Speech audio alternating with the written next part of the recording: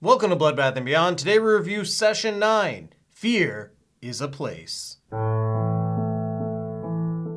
Directed by Brad Anderson, starring David Caruso, Stephen Gevedon, Josh Lucas, Peter Mullen, and Brennan Sexton III. This movie's about an asbestos cleaning crew who are tasked with cleaning up an old abandoned mental asylum. While there, the crew starts to crack under pressure from a tight deadline and other things going on in their lives, and one of the guys finds a set of tapes. There's different sessions speaking with Mary Hobbs, a former patient who had split personalities. And as we approach Session 9, we draw more and more parallels to the crew. This is actually a recommendation from Scott Beller over on Patreon, and this is the first Bloodbath Baller Club. Yes, that's the BBC. It's not Big Black Cocks, and it's not the British Broadcasting Centre or whatever the hell it is, corporation. BBC is for the elite of the elite. The people that have stuck with us, that have donated over on Patreon for a long time, and just longtime supporters of the channel, where we just do a review of whatever you want. If you want to learn more, link is in the description for Patreon. Scott's been asking for this for quite some time,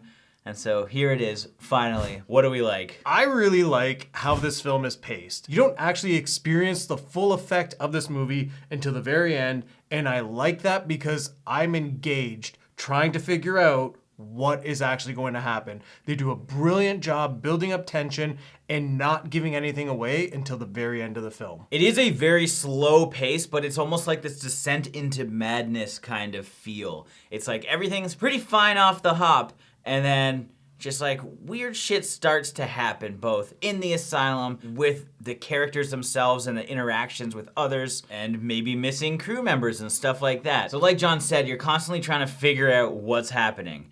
And the way that it's shot really helps everything too, because this is such a great location. There's so many different rooms, it's like a labyrinth. So you as a viewer like get lost in the corridors just like these crew members.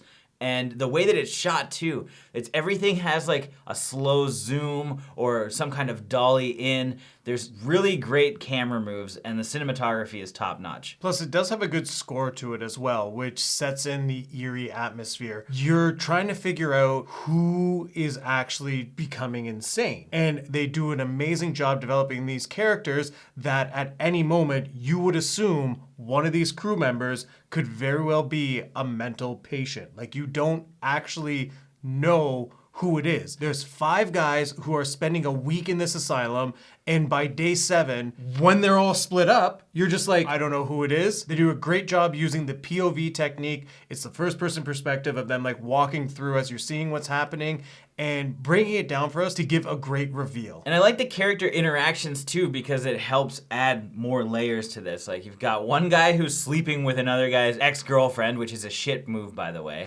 I just fuck her to beat on Phil. You've got a guy who wants to be a lawyer. He doesn't have any interest in being a part of this, and other members can kind of tell that. So it's like, okay, well, he's not putting in 100%. Then you have the stresses from Gordon, who's like the main guy. He's got family issues. And there's all types of like interweaving character points that make you feel that any of these guys could snap at any moment. All that aside, my favorite guy, David Caruso from CSI Miami. And Horatio's in this movie, when he's on the stairs, it cracked me right up. Go downstairs, make sure he doesn't turn around. You come with me. Hey.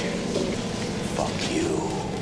To talk a little bit more about the setting, I loved how they lit each scene and used lighting to create this form of tension, because one of the characters is terrified of the dark, and there's at least a couple of moments where the power does go out. It builds it up to the point where you're almost expecting a jump scare, but at the same time, you're just like, what the hell is going to happen? And it's not overplayed. They use the lighting to make the area seem creepy, and they do it to further the story and build up the tension. Now, what didn't we like? I unfortunately did not love the pacing of this film. I did find it dragged a lot. I understood that it was supposed to be this like slow creeping tension, and they did that really well. But it is like an hour 40, and there's not a lot that actually happens, because it's all like a psychological thriller, and it's really about the characters themselves. I didn't really know what kind of movie we were getting into to begin with, and so I was just kind of waiting for something to happen, but then nothing really did happen.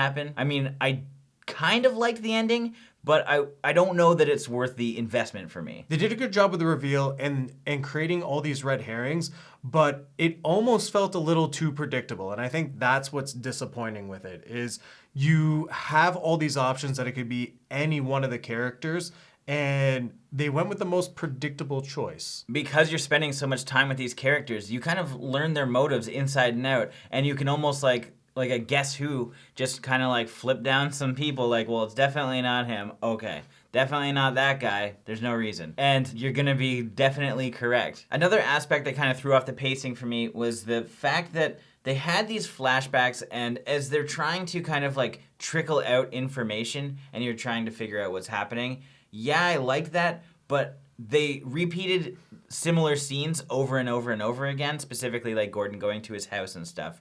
Like, you see that scene like 4 times, but you don't learn any new information. Usually when you would do something like this, there's something else to take away from the scene.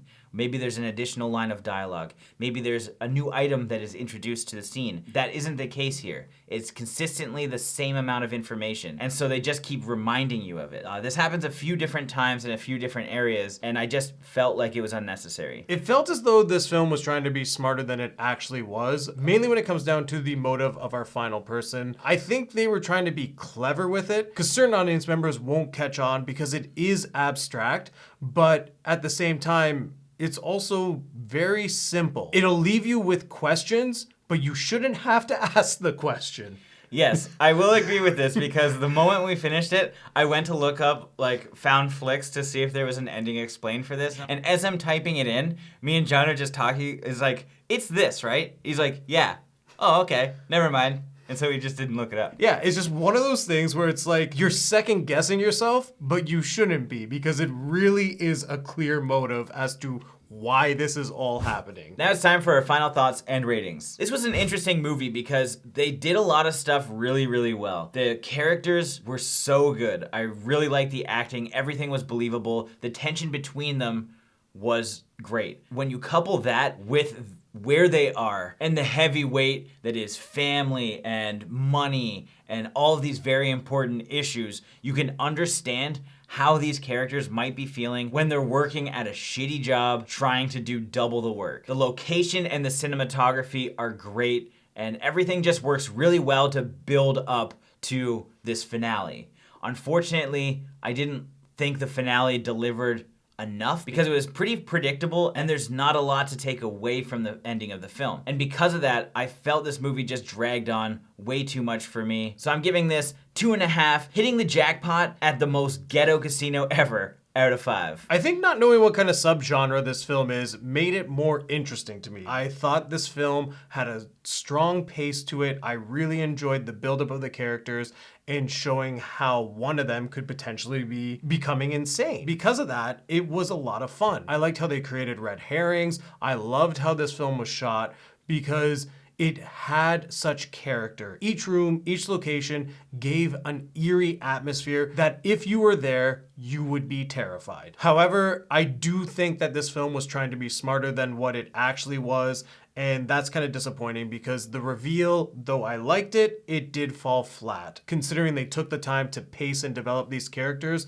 they really should have taken more time to give us a stronger ending than what was actually shown. Though I would recommend this movie, and I think a lot of people would enjoy it. So with that being said, I'm gonna give this film 3.5 mullet heads out of 5. As always, thank you for watching. Like this video and comment below with your thoughts on the film if you've seen it.